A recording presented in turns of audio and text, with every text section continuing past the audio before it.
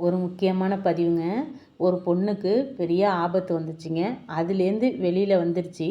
ஆனாலும் அதை அந்த பொண்ணை மன உளைச்சலுக்கு ஆளாக்குறாங்க. அது தாங்க முடியாமல் அந்த பொண்ணு என்கிட்டே அழுகுது. அந்த பிரச்சனை ஒன்றுமே ஆகலை, அதுக்கு ஒன்றும் நடக்கலை. என்னன்னா அந்த பொண்ணு என்ன மாதிரியே ஆடு மேய்க்குது. அந்த பொண்ணு எனக்கு தெரிஞ்ச பொண்ணு தான். அந்த பொண்ணு ஃபஸ்ட்டு அந்த ஆபத்து நடந்து முடிஞ்சதுக்கப்புறம் எனக்கு தான் கால் பண்ணி சொன்னிச்சு. நானும் அழுதுட்டேன். ஒன்றும் ஆகலை, பயப்படாத, கவலைப்படாதீங்க அப்படின்னு சொல்லி ஆறுதல் சொல்லிட்டு விட்டுட்டேன். ஆனால் அந்த பொண்ணு இன்றைக்கும் எனக்கு ஃபோன் பண்ணி சொல்லுது. அதை பற்றியே பேசி பேசி மன உளைச்சலுக்கு ஆளாக்குறாங்க. இந்த சொந்தக்காரங்க இருக்காங்களே, நீங்கள் கை கொடுத்து தூக்க வேணாங்க. ஆனால் அதை 4 பேர்கிட்ட சொல்லி தூத்தி விடாதீங்க. அவங்க உங்களுக்கு சொந்தம்தான். சொந்தம்னு நீங்கள் 4 பேர்கிட்ட சொல்லனாலும் பரவாயில்ல. ஆனால் இவ்வளோ விஷயம் கேள்விப்பட்டா அந்த பொண்ணை போய் என்ன நடந்துச்சு ஏது நடந்துச்சுன்னா அதை விசாரிக்க தோணலை. அதை தப்பு தப்பாக பேர் கட்டி விடுறதும் பேசுறதும் இதே மாதிரி இருக்குது. பாயை பின்னாடி உட்காந்துருந்துருக்கு. அது பாட்ட உட்காந்துருந்துருக்கு. பின்னாடி ஆள் வந்தது தெரியல அதுக்கு. அப்படியே வாயை பொத்தி மூச்சுடாமல் அப்படியே வாயை எல்லாத்தையும் பொத்தி கழுத்தையும் பிடிச்சி நெரிச்சிருக்கிறான். நெரிச்ச உடனே மகமாயி மகமாயி காப்பாற்றுங்க காப்பாற்றுங்கன்னு கத்திருக்கு. இப்போ ஓம் சக்தி ஓம் சக்தின்னு கத்தி அவன் மூஞ்ச வறண்டி இந்த பொண்ணு அந்த விஷயத்துலேருந்து தப்பிச்சு வந்திருக்கு. ஆனால் அதை நடக்காத விஷயத்த அப்படி நடந்த மாதிரி கட்டுக்கதை பேசுகிறாங்களே. நீங்கள்லாம் உருப்பிடுவீங்களா இல்லை என்ன ஜெம்மோன்னு தெரியலையே. நீங்கள் சோத்தை தான் திங்கிறீங்களா இல்லை வேறு எதுவும் திங்கிறீங்களான்னு தெரியல. நீங்களாம் காலில் வீணா தலையில் வீங்கிறீங்க.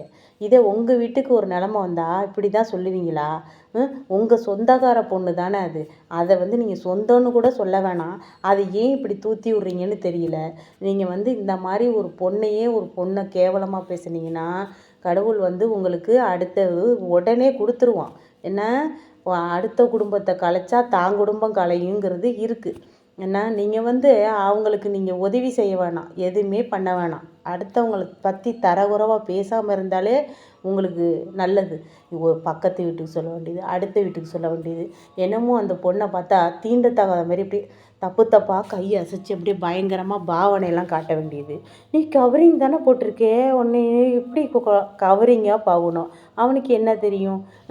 இப்போல்லாம் கிளவியை கூட விட்டு வைக்க மாட்டேங்கிறான். நான் போதை போட்டுருந்தா கண்ணு முன்னு தெரியாது, கஞ்சா அடித்தாலும் ஒன்றும் தெரியாது. அவனை அதுலேருந்து தப்பிச்சு வந்திருக்கே பெரிய விஷயம் அந்த பொண்ணு. அது கொலை பண்ணி போட்டிருந்தா நீங்கள் என்ன அந்த குடும்பத்தை பார்க்க போகிறீங்களா? எடுத்து கட்டிட்டு எது செய்ய போகிறீங்களா? நல்லது கெட்டது செய்ய போகிறீங்களா? எதுக்கு இது வாயில்லாதது ஒன்றுமே இல்லாத வார்த்தையை பேசி ஊதி பெருசாக்குறீங்க? இதனால் என்ன வரப்போகுது உங்களுக்கு? ஒன்றும் கிடையாது.